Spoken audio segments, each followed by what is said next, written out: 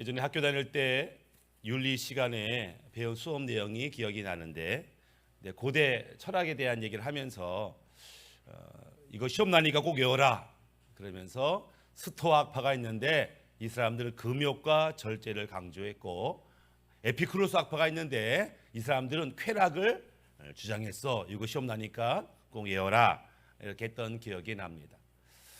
고대 철학자들도 늘 고민이 있었지요.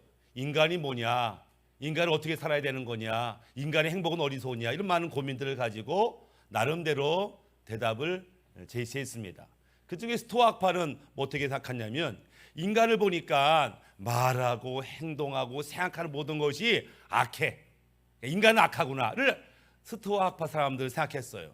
그럼 약한 인간이 악하게 살면 불행하지. 그러면은 이 안에 있는 본성, 악한 생각, 욕심, 욕망, 절제, 금욕, 그것이 인간을 행복하게 만든다라고 주장했던 것이고, 에피쿠로스 학파는 무슨 말이냐, 욕심도 욕망도 인간의 본능인데, 아니 본능, 기본적인 욕구를 절제하고 참고 견디면 그래서 어떻게 인간이 행복하겠냐. 본성대로 하고 싶은 거 하는 거야. 쾌락을 추구하는 거야. 쾌락이 뭐야? 부족함이 없는 상태, 본능대로 사는 상태, 그것이 인간을 행복하게 한다. 이 두 사상이 그 당시에 대립이 되었다. 시험 문제를 한다, 이런 생각이 납니다. 일리가 있는 주장도 있지만 사실 인간의 본질에 대해서 잘 모르고 한 이야기다 생각이 들어지죠. 인간은 단순히 머리가 좋은 짐승이 아니라 영혼 육을 가지고 있는 특별한 존재로 하나님 만드셨다. 그럼 우리가 행복하든지 거룩하든지 온전하려면 영혼 육이 골고루 변화받아야 된다라고 하는 거예요. 근데 영은 영대로, 혼은 혼대로 각자의 역할이 있어요. 기능이 있어요. 특성이 있어요. 그런데 가만히 보니까 영과 혼이 각각 고유의 성질과 역할이 있지만 얘들이 혼자는 안 다녀요. 영만 다니거나 혼만 다니고 이러지 않고 얘들이 다닐 때 항상 같이 다녀. 함께 다녀. 이게 무슨 얘기냐면은 서로 얘들이 영향을 줘요. 그래서 얘가 좋은 영향을 미칠 때는 혼에 좋은 기능들이 영한테 좋은 영향을 미치고, 영의 좋은 장점이 혼에게 좋은 영향을 미쳐서 함께 성장을 하지만 어떤 때는 서로 안 좋은 영향을 미쳐요. 좋지 않은 혼의 영향, 좋지 않은 영향 때문에 둘 다 엉망으로 가기도 하더라라고 하는 것이죠. 마치 우리 체육대회 할 때 2인 삼각 경기, 두 사람이 어깨 동무하고 다리를 한짝씩 묶고 이렇게 보조를 맞춰서 게임하는 게 있잖아요. 그러면 이제 중요한 거에 리듬, 야 하나 둘 리듬 맞추는 거, 또 속도를 같이 맞추는 거 굉장히 중요하지요. 그렇지 않으면 꽈당 넘어지는 거지요. 이 밸런스가 안 맞고 균형이 안 맞으면 넘어지는 것처럼 영과 혼이 그래요. 왜? 얘들과 같이 다니거든. 이게 밸런스가 안 맞으면 문제가 생겨요. 성도들 가운데 이런 분이 있습니다. 늘 기도하고 은사를 사모하고 은사가 있다고도 하고 잠을 자다가 꿈에 환상을 봤다고도 하고 영적인 얘기를 굉장히 많이 하시는데 인간관계는 별로 좋지 않아. 사람들이 저 인간 맨날 영적인 얘기 하는데 불신자만도 못해, 이런 평가를 듣는 성도가 있을 수 있어요. 영은 좀 발전한 것 같은데 혼이 아직 성장하지 않은데 얘가 같이 가니까 삐그덕. 교회 올 때는 엄청 영적인 사람 같은데 세상에 나가면은 별 볼일 없는 인간이 돼버리는 사람이 있어요. 정반대의 경우도 있죠. 굉장히 성경도 많이 읽고 예의 바르고 사회성도 좋고 봉사도 잘해. 누가 보든지 참 훌륭한 분 같은데 영적인 면에서는 기도의 능력도 없고 영적인 체험도 없고 하나님의 마음이 뭐든지 날 하나님의 계획이 뭔지도 모르는 사람도 있어요. 원바란스, 영이 아직 온전히 성장하고 영이 온전히 자라지 못했기 때문에 영과 혼이 밸런스가 안 맞는 것을 보게 됩니다. 그럼 나는 어떤가? 우리는 어떤가? 나는 영이 발전했을까? 혼이 발전했을까? 그래서 약한 것을 더 개발하고 약한 것에 더 집중할 필요가 있는 것을 보게 됩니다. 특별히 혼은 영에게 지대한 영향을 미쳐요.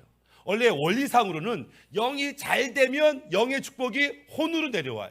혼의 축복이 육으로 내려오는 게 원리인데 거꾸로도 혼이 영한테, 혼이 육한테 큰 영향을 미친다라는 것을 이해할 필요가 있습니다.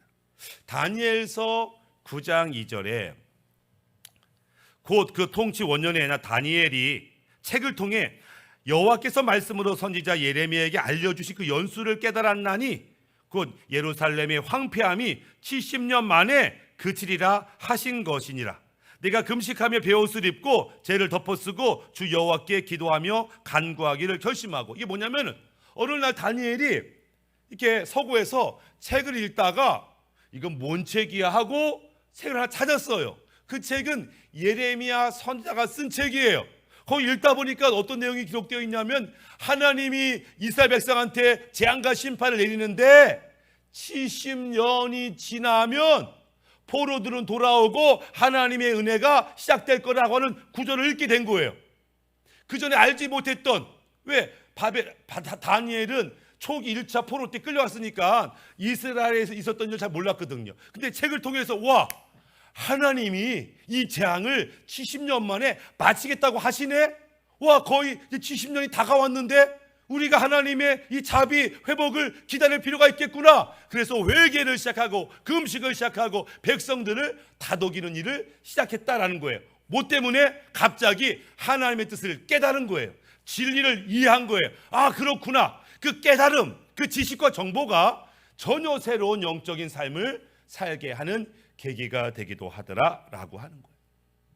그러니까 우리가 나는 왜 영적인 성장이 없을까라는 사람 중에는 이 하나님이 기뻐하는 올바른 영적 지식, 정보가 부족한 경우도 있어요. 세상적 지식은 많은데 진리, 영적인 지식이 부족할 때 영적인 성장을 우리가 이루지 못하는 것을 보게 됩니다. 요한복음 13장 2절에는 이런 말씀이 있습니다. 마귀가 벌써 시몬의 아들 가룟 유다의 마음에 예수를 팔려는 생각을 넣었더니, 마귀가 한 것은 가룟 유다 머릿속에 생각을 집어넣었어요. 마귀의 생각이 들어왔는데 가룟 유다는 그것을 자기의 생각으로 잡았어요. 우리 머릿속에는 수많은 공상과 잡생각이 늘 지납니다. 근데 내가 잡을 때가 있어요. 딱 잡고 그 생각을 즐길 때가 있어요. 내 생각으로 캐치할 때가 있어요. 마귀가 예수를 팔려는 생각을 살짝 집어넣는데 가룟 유다가 잡았어요. 자기 생각으로 취했어요. 그리고 그 생각대로 진짜로 예수를 팔아먹어요. 생각이 그렇게 중요합니다. 그래서 우리는 생각 관리를 해야 됩니다. 이 생각은 어디서 오냐? 무엇을 봤냐? 무엇을 들었냐? 무엇을 읽었냐를 통해서 우리의 생각이 결정이 돼요. 근데 우리가 불신자와 똑같이 보고 듣고 읽어요.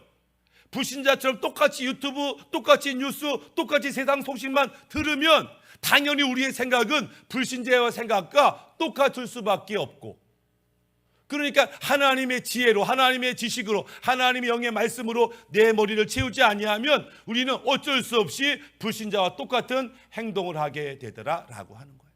그래서 우리는 하나님의 지혜, 하나님의 지식, 하나님의 말씀을 더 많이 채울 필요가 있다.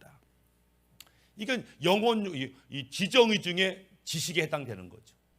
혼 중에는 감정이 있어요. 하나님 어느 날 요나 선지자에게 말씀합니다. 나는 저 아스루 니느웨 성이 회개하고 돌아오기 원한다. 네가 가서 좀 경고 좀 하고 돌아오게 해라. 요나가 싫은데요 하고 정반대로 도망을 갑니다. 하나님의 뜻을 몰라서가 아니에요. 하나님의 뜻을 알았어요. 들었어요. 그런데 안 가는 거예요. 순종하지 않는 거예요. 왜? 기분 나쁘다는 거죠. 그의 감정, 어떤 면에서는 민족주의적 감정이죠. 저 못된 인간은 죽어 마땅해 라고 하는 어떤 자기 중심적인 감정이죠. 하나님 마음이 아닌 자기 감정으로 충만했기 때문에 하나님 말씀에 순종하지 못하는 것을 보게 됩니다. 우리도 마찬가지죠. 알긴 알겠는데 기분 나빠. 알긴 알겠는데 하기 싫어. 그 순종하지 못할 때가 있죠. 이 하기 싫은 마음, 불편한 마음 때문에 하나님 뜻은 알지만 하나님 기뻐하는 삶을 살지 못하는 경우도 있다. 세 번째 지정의의 의지죠. 의지는 결심하고 결단하고 선택하는 건데, 우리가 좋은 것을 하기로 결심하고 결단하지만 우리 의지가 강하지 못해요. 작심삼일이라고 3일 하면은 흐지부지 되는 게 우리의 연약한 마음이죠. 여러 가지 변명, 핑계를 대고 아우 내가 마음은 원하는데요. 아우 이게 상황이 좋지 않네요. 우리 연약한 의지가 있어요. 하나님이 우리를 알기 때문에 그래서 안 되겠다 싶어서 하나님이 우리를 도와주려고 누구를 보내셔요? 성령님을 보내주시겠다 약속하셨고 성령님 우리에게 보내주셨어요. 내가 너희를 고아처럼 내버려두지 않겠다. 네 혼자 네 인생 개척하도록 내버려두지 아니하고 내가 너희를 찾아가서 부모처럼 너희를 다독이며 가르쳐주며 인도하며 위로하며 그렇게 너희를 이끌겠다. 왜? 성령님이 오셔서 왜 우리를 그리스도의 장성한 분량, 영혼육의 변화와 구원을 이루도록 도와주겠다. 이것이 너의 목표가 되었으면 좋겠다. 이렇게 말씀하는 거예요.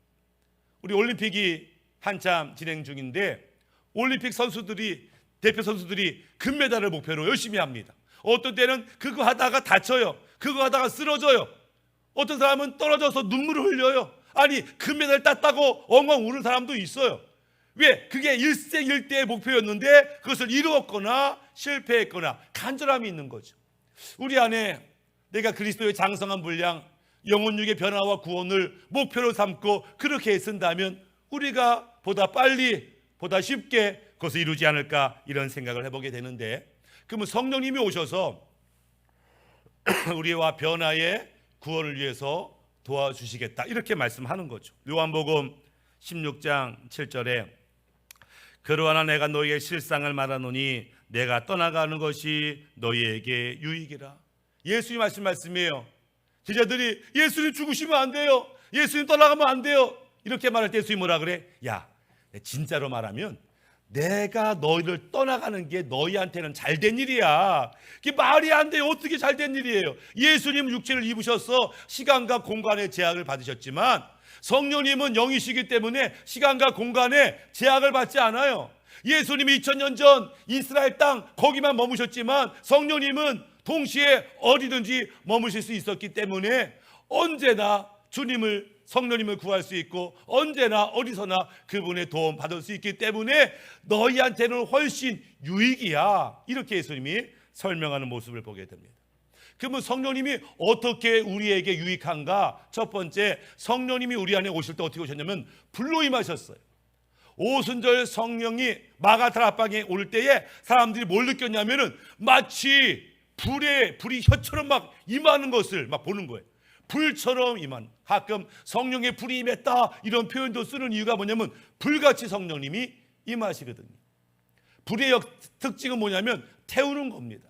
옛날에 마을마다 학교마다 소각장이라는 게 있어서 지금처럼 분리수거하지 않고 모든 걸 태우잖아. 다 태워 뭐든지 소각장에서 태우는 거죠. 내 힘으로 안 됐던 내 안에 죄악들, 저주들, 욕심들, 욕망들 아무리 애써도 안 됐는데 이게 성령의 불이 임하시면 얘를 태워버려요. 태워버려서 이전과는 다른 나를 만들어주다. 내 힘으로 안 되는 어둠의 역사를 주님께서 해결해 주는 불의 역사가 우리 가운데 있다라고 하는 거예요. 5년 전에 제가 우크라이나에서 부흥회를 인도하러 갔었는데 부흥회 샬롬교회 이제 집회하러 딱 올라가는 순간 제 마음에 야 이거 어쩌면 좋냐 이런 생각이 딱 들었어요. 어쩌면 좋냐, 이게 보통 부흥회 하면은 찬양 인도를 하잖아요. 찬양 인도를 하는데 사람들이 다 이게 조용조용 맹숭맹숭하게 찬양하는 거예요. 그러니까 이 인도자가 우리 크게 부르짖어 기도합시다 이랬는데 기도가 조용조용. 어떤 분은 성경책 읽고 기도 시간에 이게 부흥회인데 어쩌면 좋지. 뭐 갈급함, 간절함. 이분들 지금 갈급한 상황인데 간절한 상황인데 이거 너무 태평해. 그래서 제 마음이 걱정이 됐어. 야 어쩌면 좋냐. 이들이 좀 사모함과 간절함이 있어야 하나님의 은혜가 임할 텐데 어쩌면 좋냐 걱정하면서 올라갔습니다. 제가 3일인가 4일 동안 했는데 다행히 시간이 지나면서 이들이 사모함이 있고 기도 목소리가 점점 커지고 한 3일째 되니까 인도자가 그런 말 하더라고요. 우리 다바이째 빠바님씨야 뜨리라자 가스포지 이렇게 뭔가 봤더니 주여 삼창을 러시안 말로 하는데 가스포지 똑같이 주여 삼창을 하고서 뜨겁게 막 기도하는 거예요. 뜨겁게 기도하니까 드디어 이 끝날 때쯤에 하늘에서 불이 임하는데 야 진작 임했으면 얼마나 좋아. 마지막에 겨우 다 감사하게도 마지막에 하나님의 성령의 불이 임하고 놀라운 변화가, 놀라운 회복이 그 땅 가운데 일어나는 것을 보게 됩니다. 누가복음 12장 49절에 내가 불을 땅에 던지러 왔노니 이 불이 이미 붙었으면 내가 무엇을 원하리요? 주님께서 성령의 불이 이 땅에 임하기를 원하시는 거예요. 근데 성령의 불이 만약에 임하면 주님이 더 하실 게 없다는 거예요. 성령의 불이 임하면 성령의 불이 그저 육체만 느끼게 하고 야 신기한 체험했다 이거로 끝나는 게 아니에요. 성령의 불이 임하면 성령께서 그분의 뜻대로 수만 가지 사역을 내 안에서 이루시기 때문에 성령의 불이 임하기만 하면 더 원할 게 없어. 이제 그분의 뜻대로, 선하신 뜻대로 우리를 변화시킬 거야 라는 기대가 있는 것들을 보게 됩니다. 근데 성령의 역사 꼭 불로만 역사하냐? 그렇지 않죠.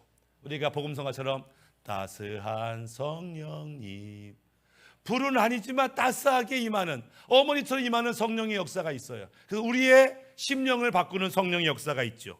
갈라디아서 5장 22절, 오직 성령의 열매는 사랑과 일학과 화평과 오래 참음과 자비와 양성과 충성과 온유와 절제니 이와 같은 것을 금지할 법이 없느니라. 예? 성령이 임하시면 그분의 성령의 불이 우리를 인격으로 변하는, 그저 뜨겁게 하고 은사만 주는 그런 성령이 아니라 우리의 인격, 우리의 심령을 아름답게 바꾸는 그런 역사가 있다라고 하는 거예요. 부흥회가 끝나고 식사하는데 선교사님이 그런 말씀하시더라고요. 이번에 부흥회 하면서 크게 달라진 게 하나 있대요. 그게 뭐냐 했더니 성도들이 웃더라는 거예요.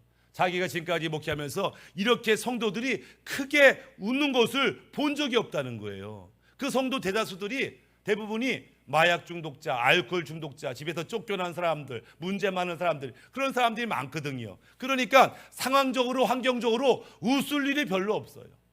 생각만 하면 화가 나고 분노가 치밀고 억울한 일이 가득하고 제 몸도 제대로 가누지 못하는 그런 사람들이 웃을 일이 별로 없었다라고 하는 거예요. 근데 성령 역사하니까 성령은 희락의 역, 기쁨의 영이잖아요. 그래 우리가 기쁨이 넘쳐서 막 크게 웃더라라고 하는 거예요. 이게 또 그들이 웃지 못하는 또 다른 이유가 있었는데 저는 몰랐는데 그때 알았어요. 마약 중독, 알코올 중독의 증상 중에 하나가 뭐냐면 치아가 빠지는 거야. 치아가 빠져. 처음에 야 여기 이렇게 치아가 없어 이랬는데 마약과 알코올 중독의 특징, 게다가 뭐 의료시설이 좋지 않으니까 이빨이 엄청 빠진 거예요. 30대 초반에 자매가 이빨이 빠져가지고 이렇게 웃는, 이쁜데 이빨이 빠졌으니까 이상하잖아요. 웃을 때 이상하잖아.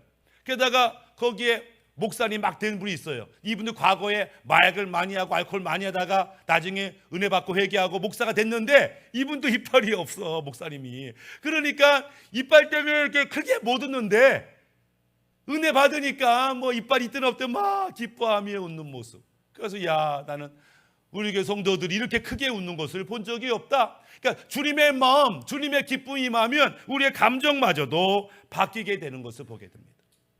그렇다면 만약에 우리 가운데 염려가 있고 근심이 있고 두려움이 있다면 지금 우리 심령 상태는 온전히 성령님이 다스리고 있지 않은 상태.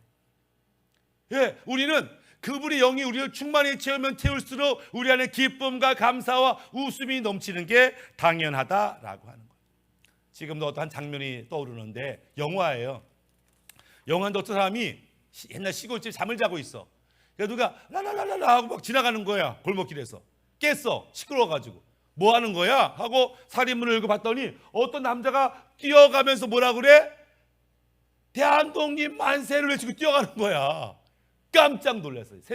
새벽인지 아침인지. 미쳤나? 저 양반 저런 순사한테 걸리면 죽는 게 면치 못할 텐데 그러고 있는데 걱정하고 있는데 갑자기 또 다른 아줌마가 지나가더니 대한민국 만세 하고 지나가는 거예요. 깜짝 놀라가지고 뭐 하는 거야? 아줌마 뭐 하는 거야? 했더니 해방이에요 이러는데 개방인지 해방인지 잘 못 들었어. 뭐야 하고 밖에 나가서 큰 길로 갔더니 사람들이 쏟아지면서 대한민국 만세 해방이다 막 소치는데 갑자기 털썩 주저앉아. 진짜 해방이야? 뭐 어찌할지 모르더니 펄떡 일어나더니 또 태극기 들면서 대한민국 만세를 외치는 장면. 예. 지금까지 억울함과 두려움과 고통 속에 살았는데 갑자기 자유, 해방, 기뻐 뛰며 춤추며 고함칠 수밖에 없는 그 기쁨이 있죠. 우리가 성령 만나면, 그분한테 자유함을 경험하면 이런 기쁨, 이런 찬양, 이런 노래가 넘쳐나는 것은 당연하다. 우리가 이 기쁨을 경험해야 되고 이 감격을 경험해야 마땅한 것이죠. 성령님은 또한 우리에게 지혜와 계시를 주신다. 에베소서 1장 17절에 우리 주 예수 그리스도의 하나님 영광의 아버지께서 지혜와 계시의 영을 너희에게 주사 하나님을 알게 하시고, 지혜와 계시의 영, 성령님이 우리에게 지혜와 계시, 하나님에 대한 지혜, 하나님에 대한 지식을 우리에게 주셔서 하나님을 더 깊이 알게 하시더라. 무엇이 옳고 그른지, 무엇이 하나님의 뜻인지를 알게 하시는 은혜가 있다라고 하는 거예요. 그래서 우리는 중요한 선택의 순간에 하나님께 물어야 됩니다. 성령님께 물어야 됩니다. 어느 길이 생명의 길이고 어느 길이 하나님이 기뻐하는 길입니까? 묻고 주님이 주시는 지혜와 계시를 가지고 바른 분별력으로 선택하고 축복의 길 가야 마땅한 것이죠. 네 번째, 성령님은 불이시면서 동시에 빛이십니다. 불은 태우는 거예요. 모든 더러운 것을 태우는 게 불같은 성령이라면, 빛 같은 성령은 뭐냐면 우리를 어둠 가운데서 인도하시는 분이에요. 인도하시는 성령님. 어두운 세상 가운데 갈 바를 알지 못하는 사람들, 어떻게 살아야 될지 모르는 사람들에게 빛으로 임하셔서 날 따라와라, 이쪽 길로 가라, 저 일을 하자라고 인도하시는 분, 그분이 성령의 역사라고 하는 거예요. 성령의 역사가 꼭 불같고 꼭 은사와 능력을 받아야만 되는 게 아니에요. 오히려 은사와 능력은 뛰어나지만 이 빛으로 인도하시는 성령님을 경험하지 못하면 은사와 능력으로 잘못된 길 가는 사람이 많아요. 분명히 성령의 은사와 능력을 받았단 말이에요. 하나님의 선물이란 말이에요. 그런데 은사와 능력을 받았는데 빛으로 인도하시는 성령님을 경험하지 못하면 그 은사와 능력, 그것만 가지고 온전히 구원을 이룰 수가 없다라고 하는 거예요. 마태복음 7장 22절 보면 그날에 많은 사람이 나더러 이르되 주여 주여 우리가 주의 이름으로 선지자 노릇하며 주의 이름으로 귀신을 쫓아내며 주의 이름으로 많은 권능을 행하지 아니하였나이까 하리니 그때 내가 저에게 밝게 말하되 내가 너희를 도무지 알지 못하니 불법을 행하는 자들아 내게서 떠나가라. 내가 성령의 능력 힘입어서 귀신도 질병도 능력도 기적도 행하지 않았습니까? 난 너 몰라. 불법, 하나님의 뜻이 아닌 자기 욕심과 욕망과 세상 따라간 너희들에게 영생은 없다, 이렇게 선언하시는 모습이죠. 우리가 어떤 성도는 막 은사와 능력을 사모하지만 중요하죠. 그 은사 능력으로 우리는 다른 사람들을, 교회를 섬기고 세울 수 있으니까. 그러나 그것 못지않게 중요한 게 뭐냐면 오늘 우리에게 임하셔서 말씀하시고 인도하시는 그 성령님을 우리는 경험해야 된다라고 하는 것입니다. 아마 우리 가운데 성령님을 받지 못한 사람은 아마 없으리라. 왜요? 늘 얘기하지만 그리스도를 주라 할 수 있는 것, 성령이 아니고서는 누구든지 그리스도를 주라 할 수 없다. 우리가 진짜 예수님 나의 구주가 맞아요, 믿습니다, 이 고백이 된다면 그 안에 이미 성령이 계신 거라고 말씀했어요. 그러나 그 성령님이 온전히 충만히 날마다 우리를 다스려야 되는 거죠. 물리학의 법칙 중에 엔트로피 법칙이라는 게 있죠. 엔트로피 법칙. 에너지는 시간이 지날수록 점점 줄어든다.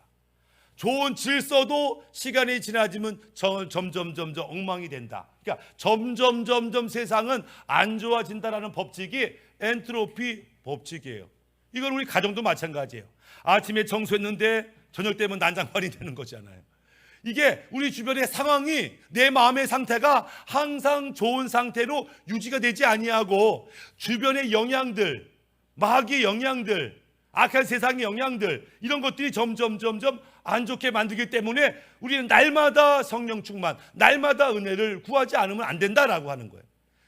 작년 나 엄청 성령 충만했지, 작년 나 기도 많이 해가지고 엄청 은혜 받았지, 그것 가지고 오늘을 살 수 없더라라고 하는 거예요. 오늘은 오늘의 은혜가, 오늘의 성령의 충만함이 필요하다라고 하는 것입니다. 베드로후서 2장 8절에 이 의인이 그들 중에 거하여 날마다 저 불법한 행실을 보고 들으므로 그 의로운 심령이 상함이라. 롯을 두고 하는 말인데 롯이 의인이에요. 근데 걔가 그 사람이 소돔과 고모라에 살았어요. 그 주변의 환경이 안 좋아요. 수많은 죄악들, 어둠의 악한 영들, 방해들. 그러니까 의로운 사람일지라도 그의 심령이 상해버려요. 내가 지금 은혜 받고 성령 충만했는데 집에 가고 직장에 가니까 주변에 좋지 않은 영향에 나도 모르게 심령이 상해요. 잘못된 길로 갈 수밖에 없다라고 하는 거예요. 베드로전서 5장 8절에 근신하라 깨어라 너희 대적 마귀가 우는 사자같이 두루다니며 삼킬 자를 찾나니. 여전히 마귀는 우리를 포기하지 못했어요. 제가 예수 믿고 구원받았다고 하지만 난 포기하지 않아. 기회만 되면 우리를 넘어뜨리려고 대기하고 있는 어둠의 악한 영들이 우리 주변에 있기 때문에 우리는 항상 깨어 있어서 성령 충만을 사모해야 된다라고 하는 것입니다. 말씀을 마무리하면 영혼, 육, 구조적으로는 셋으로 되어 있지만 영혼은 항상 함께 다닌다라고 했어요. 영혼은 서로 상호작용을 합니다. 긍정적 상호작용을 맺어야 되겠죠. 영적 성장을 위해서 혼이 하나님의 지식으로 충만해야 되고 하나님의 마음으로 충만해야 되고 하나님의 분별력으로 바른 선택 내릴 때 우리 영적 성장을 이루는 것을 보게 됩니다. 성령님께서는 우리를 도와주시기 위해서 이 땅에 오셨는데 처음엔 불로 역사한다고 했어요. 우리의 더 어려운 것들, 내 힘으로 해결할 수 없는 것들을 태우시고 없애는 성령의 역사가 있고, 또 그분은 우리의 인격을 변화시키죠. 사랑과 희락과 화평과 오래 참음 자비 양성 충성 온유 절제 성령의 열매를 맺게 하는 인격적 변화를 가져오기도 하시고, 우리에게 지혜와 계시의 영을 주셔서 바른 선택할 수 있도록 도와주시기도 하시고, 빛으로 임하셔서 바른 길로 안내하시는 그 성령님으로 날마다 충만하셔서 주님이 기대하시고 기뻐하는 그리스도의 장성한 분량에 이르기를 주님의 이름으로 축복합니다. 아멘.